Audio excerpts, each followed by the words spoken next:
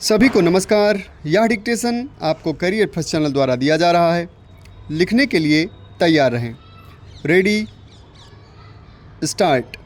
हमारे देश में लिखित संविधान की व्याख्या केंद्र और राज्यों के बीच समन्वय तथा मौलिक अधिकारों की रक्षा के निमित्त एक स्वतंत्र न्यायपालिका का गठन किया गया है।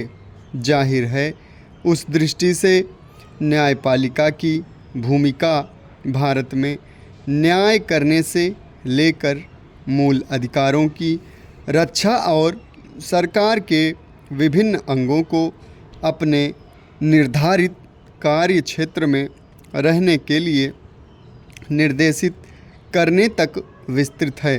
अर्थात भारत में उच्चतम न्यायालय न सिर्फ संविधान की रक्षा करता है, बल्कि किसी भी सरकार अथवा शक्ति द्वारा उसका उल्लंघन किए जाने से भी बचाता है।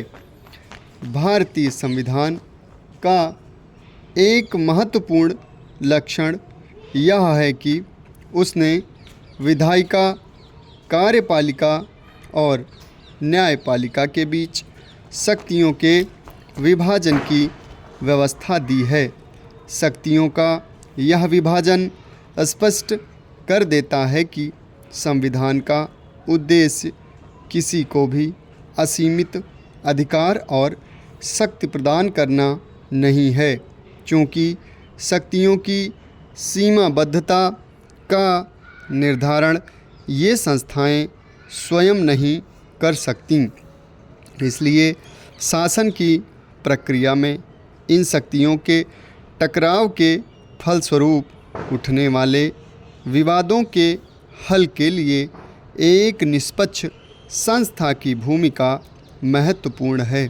संसद, राज्यों की विधानसभाएं या केंद्र और राज्यों की कार्यपालिका यह काम करने में तब असमर्थ हो जाती हैं जब उन्हीं की कार्यप्रणाली पर प्रश्न खड़ा किया जाता है। अतः न्यायपालिका को संविधान की व्याख्या का दायित्व सौंपा गया है और इस प्रकार से वह संविधान की रखवाली करती है। लेकिन पिछले कुछ समय से बदलती राजनीतिक सामाजिक परिस्थितियों के मद्देनज़र देश की न्याय व्यवस्था के स्वरूप में क्रांतिकारी परिवर्तन आया है। आज न्यायपालिका सिर्फ न्याय प्रदान करने का कार्य नहीं कर रही, बल्कि एक प्रशासक, सुधारक और नीति निर्धारक की भूमिका भी अदा कर रही है। दरअसल आज की परिस्थिति में न्यायपालिका को ऐसे कार्य भी करने पड़ रहे हैं जो मूल रूप से कार्यपालिका के कार्य क्षेत्र में आते हैं। इसी परिस्थिति में जबकि न्यायपालिका द्वारा कार्यपालिका की शक्तियों का प्रयोग किया जाता है, न्यायिक सक्रियता उस संवैधानिक व्यवस्था को पुनर्जीवित करने का प्रयास है जिसे कार्यपालिका ने तोड़ मरोड़ दिया है। यहाँ प्रश्न उठता है, ऐसी कौन सी परिस्थिति आ खड़ी होती है जिसमें अदालत को इतनी सक्रियता दिखानी पड़ जाती है। अक्सर अदालतों को यह कदम आम जन की सुविधा के लिए ही उठाना पड़ता है। कार्यपालिका की बढ़ती हुई उदासीनता, स्वेच्छाचारिता, अनुशासनहीनता और निष्क्रियता ने ही न्यायिक सक्रियता को जन्म दिया है।